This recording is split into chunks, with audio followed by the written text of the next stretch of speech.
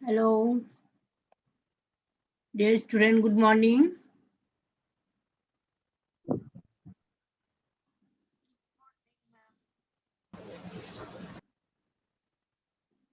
Good morning, dear student. Miss আসসালামু আলাইকুম, আমি শাইলা। ওয়ালাইকুম আসসালাম শাইলা, কেমন আছো? মিস আমি ভালো আছি, আপনি কেমন আছেন? ভালো আছি আলহামদুলিল্লাহ। আচ্ছা, তোমাদের সিলেবাসটা নিয়ে একটু আমি আলোচনা করব ফার্স্টে তোমাদের সাথে আজকে। তোমাদের ফার্স্ট টার্মের সিলেবাসটা অতিথি স্মৃতি, মানব ধর্ম, ভাব ও কাজ, বঙ্গভূমির প্রতি পড়ে পাওয়া, 2 বিঘা জমি, তৈলচিত্রের ভূত, পাছে লোকে কিছু বলে, এবারের সংগ্রাম, মুক্তির সংগ্রাম, নারী। এগুলোই তো তোমাদের সিলেবাস না? Yes miss. হ্যাঁ, তো তোমাদের সিলেবাস তো শেষ। পেপার 1 এর সিলেবাস তো শেষ হয়ে গেছে বাংলা। এবং আচ্ছা ঠিক আছে, আমরা এখন থেকে রিভিশন করতে হবে আর কি, ঠিক আছে? সিলেবাস যেহেতু শেষ আমরা রিভাইজ করব। আজকে আমরা একটা চ্যাপ্টার রিভাইজ করি। স্ক্রিনটা দেখা যাচ্ছে কিনা বলো? ইয়েস মিস, দেখা যাচ্ছে। ক্লাস 8 বাংলা পেপার 1, আজকের পাঠ হচ্ছে আমাদের বঙ্গভূমির প্রতি। বঙ্গভূমির প্রতি দেখো, ছবিগুলো দেখো, চিত্রগুলো পর্যবেক্ষণ করে বলো আজকের পাঠের বিষয় কি। সেটা আমরা তো দেখতেই পাচ্ছি সব। এই যে বাংলাদেশের শহীদ মিনার দেখছি, স্মৃতিসৌধ, সুন্দর প্রাকৃতিক দৃশ্য, ধান ক্ষেত, এগুলো হচ্ছে বাংলার রূপ, বাংলার দৃশ্য। এই যে রয়্যাল বেঙ্গল টাইগার, হরিণ, আমরা এই সিলেটের চা বাগান দেখতে পাচ্ছি, নদী, নৌকা, সব হচ্ছে বাংলার সুন্দর প্রকৃতির রূপের ছবি। দেখতে পাচ্ছ? অসাধারণ ছবি। সর্ষে ক্ষেতের দৃশ্যটা অসাধারণ। তাহলে আমাদের আজকের পাঠের বিষয়টা হচ্ছে বঙ্গভূমির প্রতি, মাইকেল মধুসূদন দত্ত।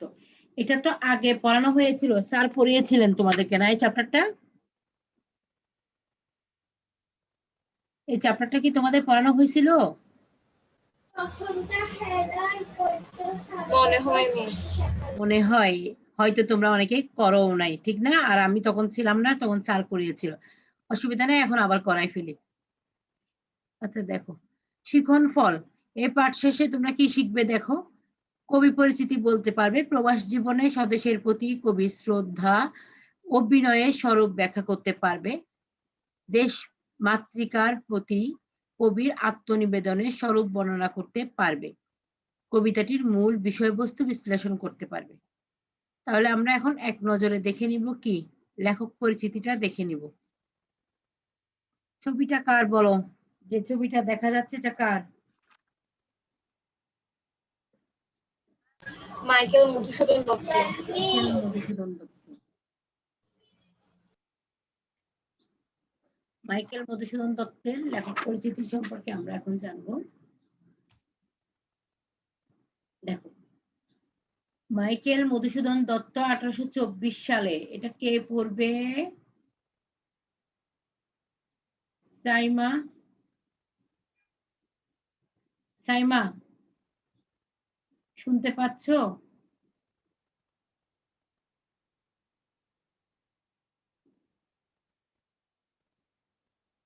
নাইমুল হক, নাইমুল হক, আচ্ছা আমাকে শুনতে পাচ্ছ তোমরা? Yes miss. ওকে, ইয়েস মিসটা কে বলেছে? Yes miss. ফাতেমা, ফাতিমা, এই তুমি ইয়েস মিস। তুমি পরিচিতিটা পড়ো, স্ক্রিনে যেটা দেখানো হচ্ছে।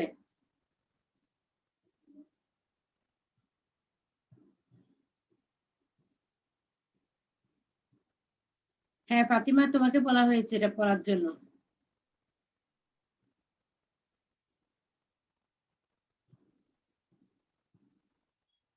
যাকে পড়তে বলছে সে কি চলে গেছে? আচ্ছা ঠিক আছে, আমি পড়ে শোনাচ্ছি। মাইকেল মধুসূদন দত্ত 1824 সালের 2 জানুয়ারি যশোর জেলার সাগরদাড়ি গ্রামে জন্মগ্রহণ করেন। 1824 সালে 2 জানুয়ারি কোথায়?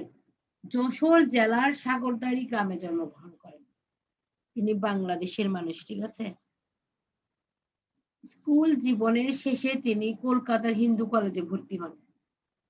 এই কলেজে অধ্যয়নকালে ইংরেজি সাহিত্যের প্রতি তার তীব্র অনুরাগ জন্মে। 1842 খ্রিস্টাব্দে তিনি খ্রিস্ট ধর্মে দীক্ষিত হন। তিনি ছিলেন হিন্দু মূলত। এরপর তিনি 1842 সালে কি হয়েছেন? খ্রিস্টান হয়ে গেছেন। তাহলে দেখো কোন সালে হয়েছেন এটা মনে রাখার একটা টেকনিক দেখো। তার জন্মসালটাকে একটু উল্টিয়ে দাও। 1824 আর 1842 খেয়াল করেছো? 1824 সালে তিনি জন্মগ্রহণ করলেন, হিন্দু ধর্মের ছিলেন তিনি। আর 1842 সালে তিনি খ্রিস্ট ধর্ম গ্রহণ করেন। তখন তার নামের প্রথমে যোগ করা হলো কি? মাইকেল। তার নামে মাইকেল শব্দটা আগে ছিল না। যখন তিনি হিন্দু থেকে খ্রিস্টান হয়ে যান তখন তার নামের সাথে মাইকেল উপাধিটা যোগ করা হয়, টাইটেলটা যোগ করা হয়।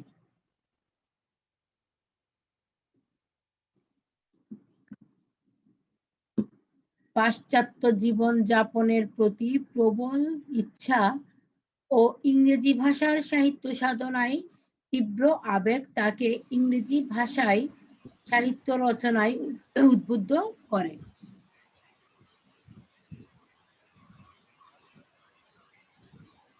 আচ্ছা, তিনি তো ইংরেজ ছিলেন না, তিনি ছিলেন বাঙালি, কিন্তু তিনি ইংরেজি ভাষায় কেন সাহিত্য রচনা করেন? ওই যে বিদেশি জীবনের প্রতি তার একটা ঝোঁক ছিল, বিদেশি জীবনযাপন, ওয়েস্টার্ন জীবনযাপনের প্রতি তার একটা ঝোঁক ছিল, এবং ইংরেজি ভাষার সাহিত্য সাধনার প্রতিও তার অনেক বেশি আকর্ষণ ছিল বলেই তিনি ইংরেজি ভাষায় সাহিত্য রচনা করেন।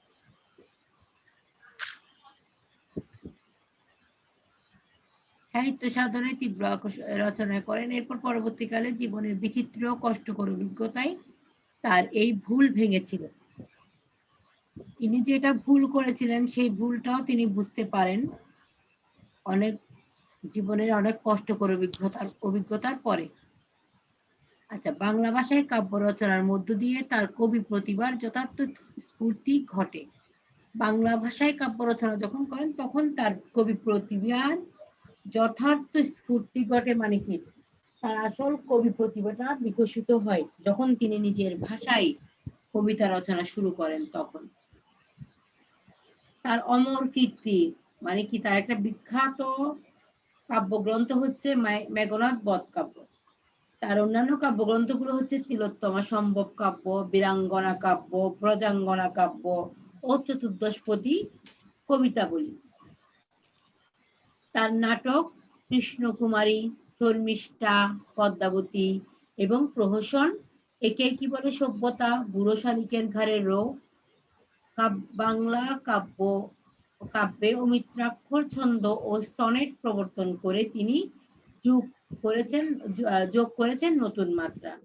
আচ্ছা দেখো, বাংলা কাব্যে অমিত্রাক্ষর ছন্দ হচ্ছে 3 প্রকার: মাত্রাবৃত্ত ছন্দ, অক্ষরবৃত্ত ছন্দ এবং অমিত্রাক্ষর ছন্দ।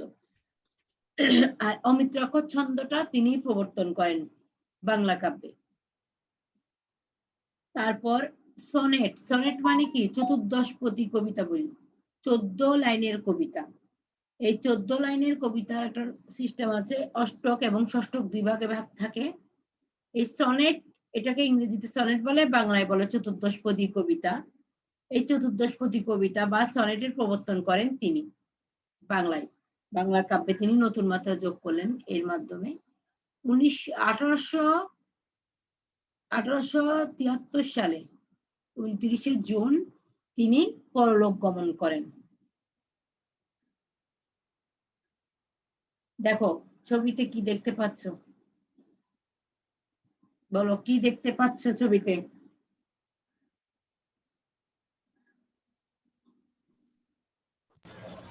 মিস মাইকেল মধুসূদন দত্তের রচিত কাব্য গ্রন্থসমূহ।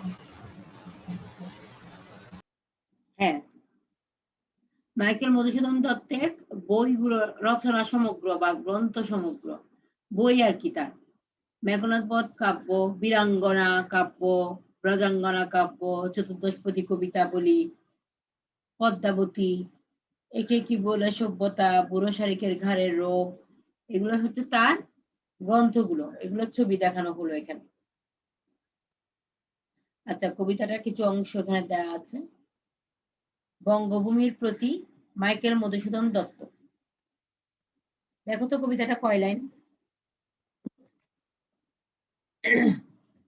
1 2 3 4 5 6 7 8 9 10 11 12 13 14 লাইন, ষষ্ঠক এবং অষ্টক, 14 লাইনের কবিতা, অমিত্রাক্ষর ছন্দে লিখিত। এগুলো হচ্ছে চতুর্দশপদী কবিতাবলী গ্রন্থ থেকে নেওয়া হয়েছে বঙ্গভূমির প্রতি কবিতাটা। এই কবিতাটা কে পড়ে শোনাবে সুন্দর করে? তোমাদেরকে তো পড়তে বলে চুপ হয়ে যাচ্ছে সবাই। রেখো মা দাসেরে মনে এ মিনতি করি পদে। দাসেরে বলতে কি বোঝাচ্ছে? মা বলতে কি বোঝাচ্ছে এখানে? দাস বলতে সে নিজেকে বলছে, মা বলতেছে কাকে? দেশকে। দেশকে বলছে মা, ঠিক আছে? সাধিতে মনের সাধু ঘটে কি পরমাদ, মধুহীন করোনা গো তব মনকোদ নদে। প্রবাসে দৈবের বসে জীবতারা যদি খসে, জীব তারা যদি খসে, ঠিক আছে? এই দেহ আকাশ হতে নাহি কেদ তাহে, জন্মিলে মরিতে হবে, অমর কে কোথা কবে, চিরস্থির কবে নীল, হাইরে জীবন নদে। কিন্তু যদি রাখো মনে, নাহিমা ডরি সমনে, মক্ষিকাও গলে না গো পড়িলে অমৃত হ্রদে। দেখো, অর্থাৎ জন্ম নিলে তো মৃত্যুবরণ করতেই হবে। আসল কথা হচ্ছে এখানে সে চিরস্থায়ী থাকতে চাচ্ছে কোথায়? মনে, মনের মধ্যে সে চিরস্থায়ী থাকতে চাচ্ছে। আমরা এখন কিছু শব্দার্থ দেখব। সাধ শব্দের অর্থ হচ্ছে ইচ্ছা বা অভিলাষ।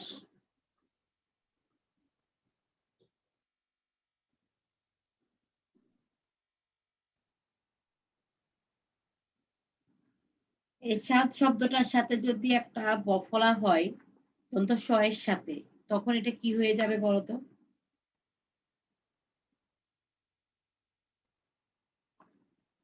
সাধ শব্দ দন্ত শৈব যদি হয় ওটা হয়ে যাবে হ্যাঁ, এটা হবে কি বলো?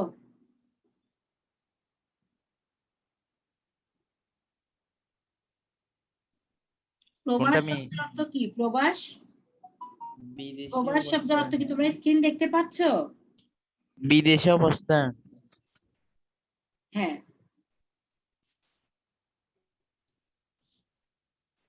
বিদেশে অবস্থান। প্রবাস শব্দের অর্থ হচ্ছে বিদেশে অবস্থান।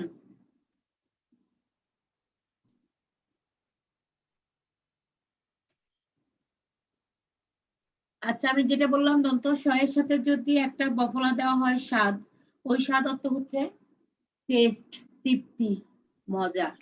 আর এই স্বাদ অর্থ হচ্ছে ইচ্ছা বা অভিলাষ। প্রবাস শব্দের অর্থ হচ্ছে বিদেশে অবস্থান। দৈব, দৈব শব্দের অর্থ কি? দেবতা থেকে আগত সংবাদ। অলৌকিক। দেবতা থেকে আগত সংবাদ। খসে শব্দের অর্থ কি?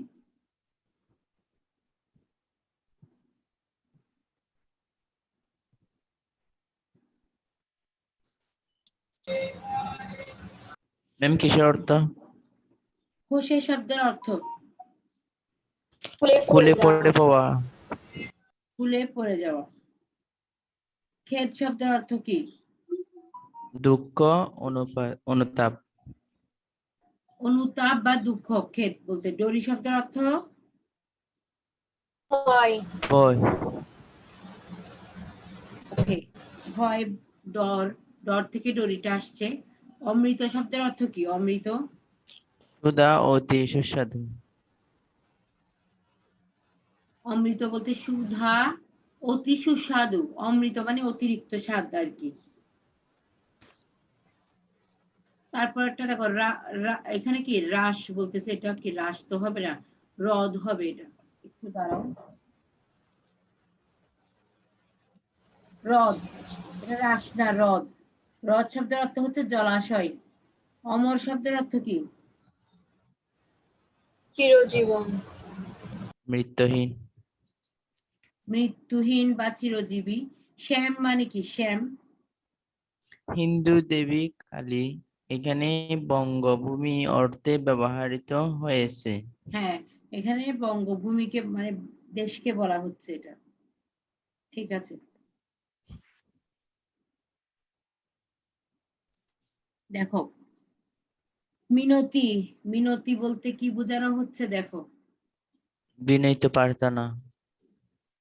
বিনীত প্রার্থনা। বিনীত প্রার্থনা, গুড। তারপর এটা কি? পদনাথ। পদনাথ কোকোনট। শব্দ, কোকোনাথ, লাল কোকোনাথ, পদ্ম। কোকোনাথ লাল শব্দের অর্থ হচ্ছে পদ্ম। লাল পদ্ম। লাল পদ্ম। হ্যাঁ, লাল রঙের পদ্ম ফুল। ওকে, এরপর মক্ষিকা, মাছি। মাছি, মাছিকে মক্ষিকা বলে। শ্যামা জন্ম দে মানে কি? শ্যামল জন্মভূমির অর্থে। শ্যামল জন্ম, শ্যামল সবুজ সুন্দর। তারপরে এটা কি, এটা ফিরে আসলাম মনে হয়। হ্যাঁ, তামরস শব্দের অর্থ কি? পদ্মা। পদ্ম, পদ্ম। আর লাল পদ্মকে বলা হয় কি? কোকোনদ। পদ্মা। হ্যাঁ, এবার তোমরা দেখি খাতা কলম নাও।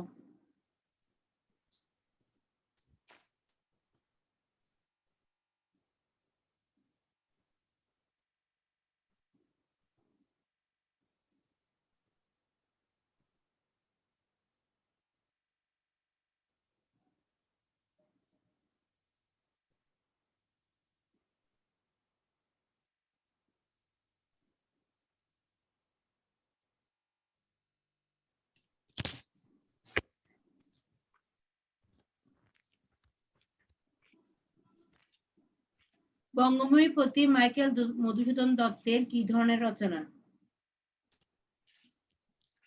এটা কোত্থেকে পাবে? এটা তো পাঠ পরিচিতি থেকে পেতে হবে।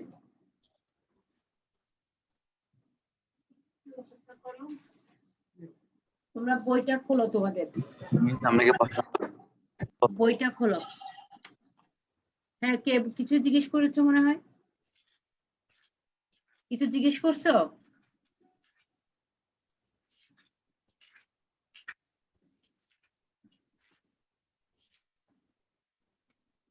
আচ্ছা, এখানে আমরা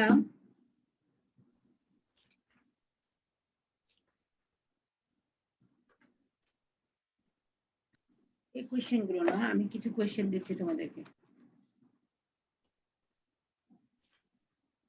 তার আগে বলো, কবি বঙ্গভূমির প্রতি কি মিনতি করেছেন? আমি যেগুলো পড়াইছি ওখান থেকে কোয়েশ্চেন করি। কি মিনতি করেছেন বলো।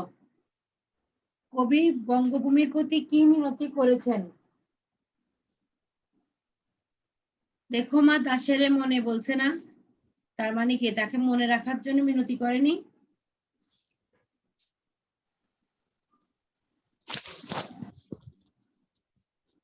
বাংলা ভাষায় প্রথম সার্থক মহাকাব্য কোনটি? দেখো, বাংলা ভাষায় প্রথম সার্থক মহাকাব্য কোনটি?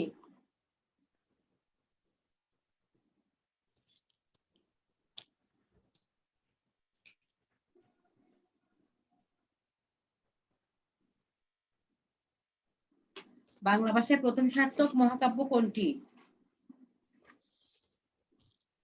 মেঘ মেঘনাদ হ্যাঁ, মেঘনাদ বধ বধ। কাব্য। মেঘনাদ বধ, ঠিক আছে, গুড।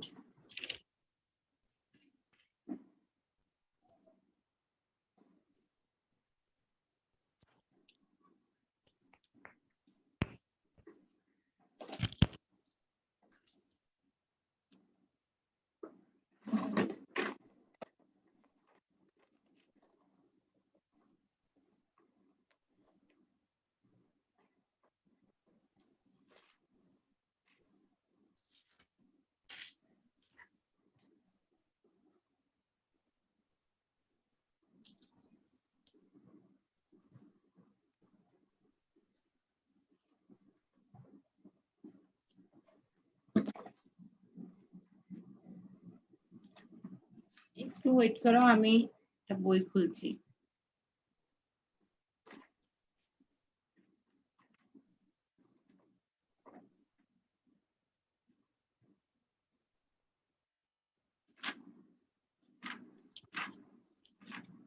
ওকে, এবার লেখো তোমরা। মাইকেল মধুসূদন দত্ত কত সালে জন্মগ্রহণ করেন? মাইকেল মধুসূদন দত্ত কত সালে জন্মগ্রহণ করেন?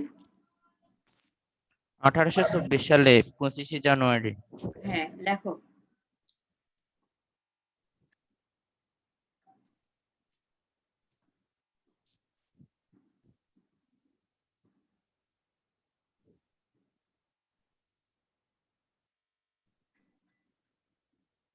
লিখছি।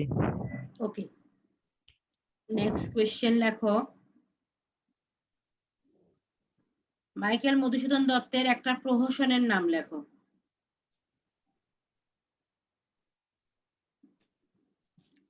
মিস প্রশ্ন লিখবো? হ্যাঁ, প্রশ্ন তো অবশ্যই লিখবে। মাইকেল মধুসূদন দত্তের একটা প্রহসনের নাম লেখো।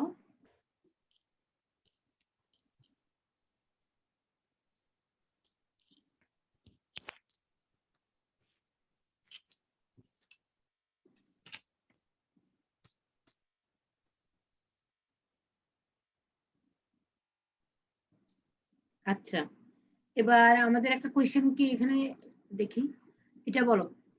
মাইকেল মধুসূদন দত্তের পত্রকাব্যের নাম কি?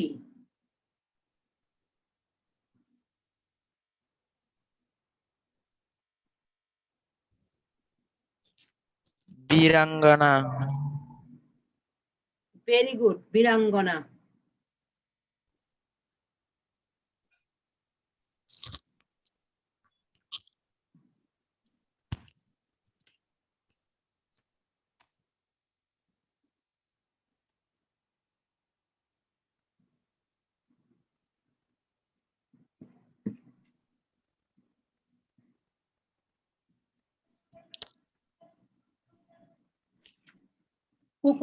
কোকোনদ শব্দের অর্থ কি?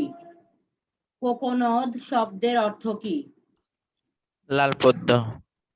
ভেরি গুড, লাল পদ্ম। লেখো।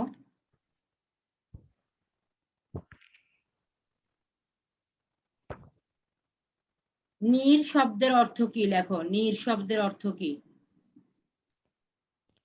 পানি বা জল। পানি, হ্যাঁ, গুড। এবং সমন শব্দের অর্থ? সমন। জিনিস। সমন শব্দের অর্থ কি?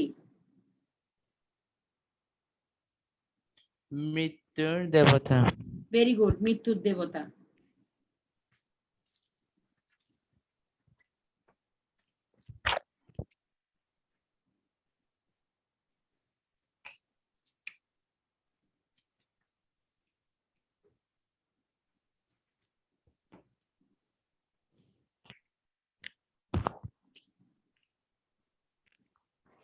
তাম্রস শব্দের অর্থ লেখো। তাম্রস শব্দের অর্থ? পদ্ম। হ্যাঁ, পদ্ম। বঙ্গভূমির প্রতি কবিতায় পরমাদ শব্দটি কোন অর্থে ব্যবহৃত হয়েছে? বঙ্গভূমির প্রতি কবিতায় পরমাদ শব্দটি কোন অর্থে ব্যবহৃত হয়েছে? এটা শব্দার্থ থেকেই বলতে হবে আর কি।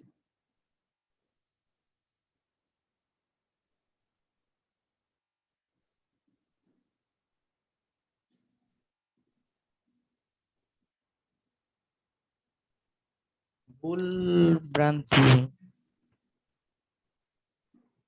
প্রসাদ, প্রসাদ শব্দের অর্থ এটা। ঠিক আছে, প্রসাদ। বঙ্গভূমির প্রতি কবিতায় পরমাদ শব্দটি প্রসাদ অর্থে ব্যবহৃত হয়েছে। লেখো।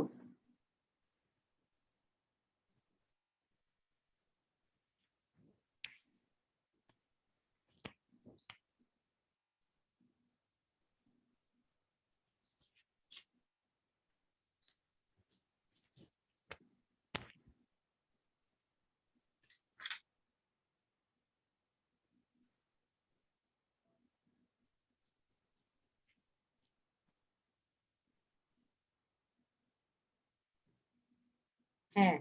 নেক্সট কোয়েশ্চেন, মিনতি শব্দের অর্থ কি? মিনতি শব্দের অর্থ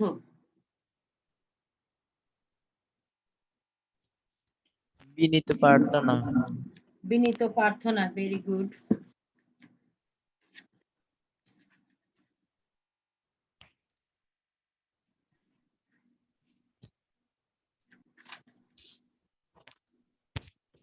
বঙ্গভূমির প্রতি কবিতায় শ্যামা শব্দটি কোন অর্থে ব্যবহৃত হয়েছে? বঙ্গভূমির প্রতি কবিতায় শ্যামা শব্দটি কোন অর্থে ব্যবহৃত হয়েছে? শ্যামল জন্মভূমি অর্থে ব্যবহৃত হয়েছে। ভেরি গুড, লিখে ফেলো।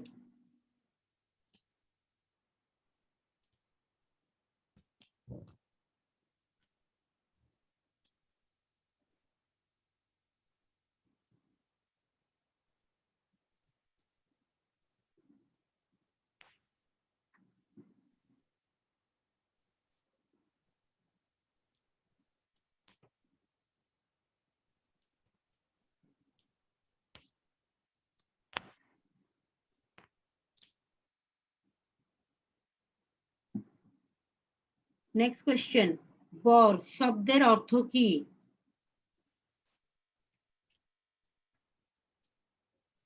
আশীর্বাদ।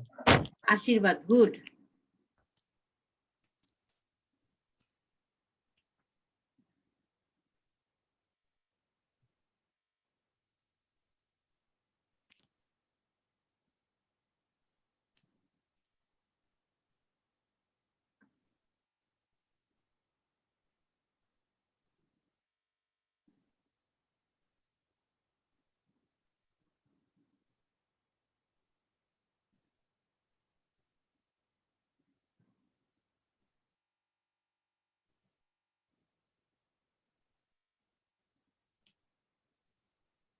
মানস শব্দের অর্থ কি? মানস শব্দের অর্থ মন। মন। গুড, লেখো। মানস শব্দের অর্থ মন।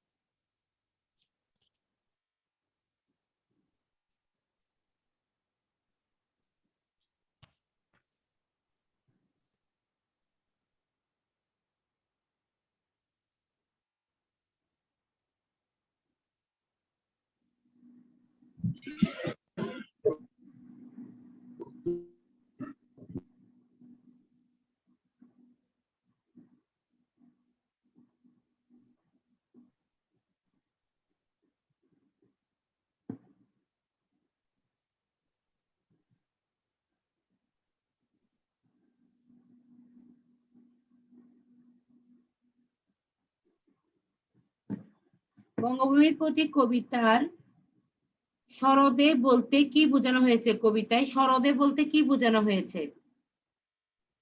সরদে বলতে কি বোঝানো? শরৎকালকে শরৎকাল। বোঝানো হয়েছে। গুড। হ্যাঁ, বঙ্গভূমির প্রতি কবিতায় সরদে বলতে শরৎকালকে বোঝানো হয়েছে।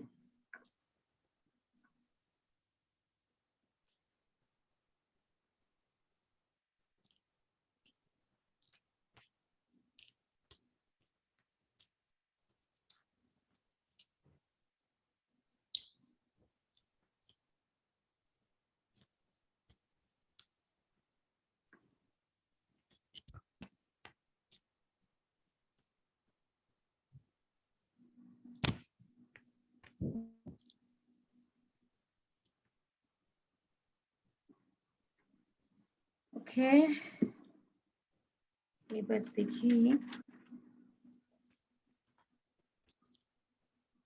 বঙ্গভূমির প্রতি কবিতাটি কি ধরনের রচনা?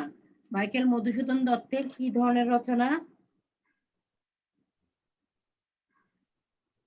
বঙ্গভূমির প্রতি কবিতাটি মাইকেল মধুসূদন দত্তের কি ধরনের রচনা? গীতিকা রচনা। গীতি কবিতা। Good, very good.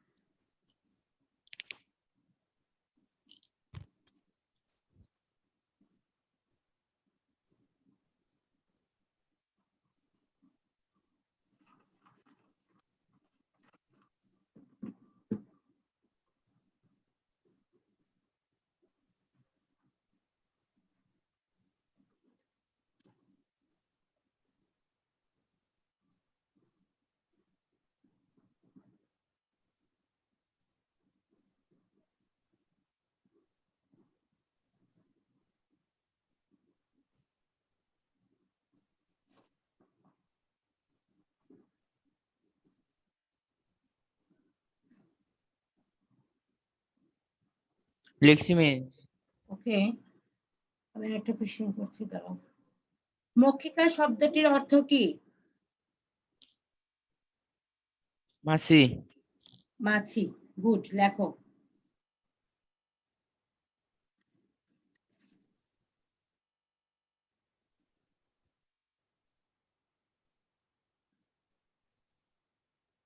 কোথায় পড়লে মক্ষিকাও গলে না?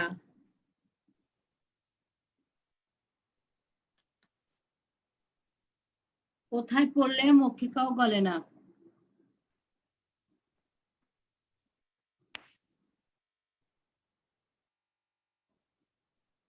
অমৃত হ্রদে।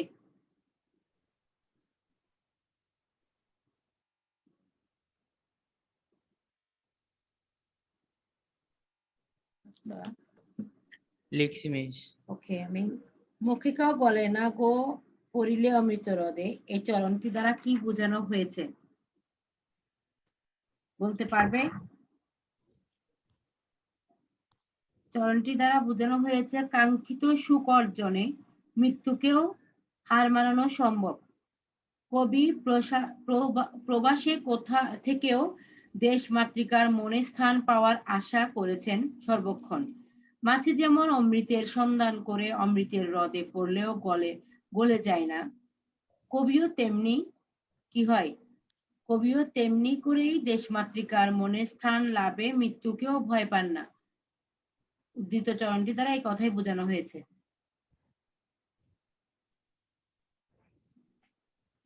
আচ্ছা, বঙ্গভূমির প্রতি কবিতাটা হচ্ছে একটা গীতি কবিতা, এটা মাথায় রাখবে, ঠিক আছে?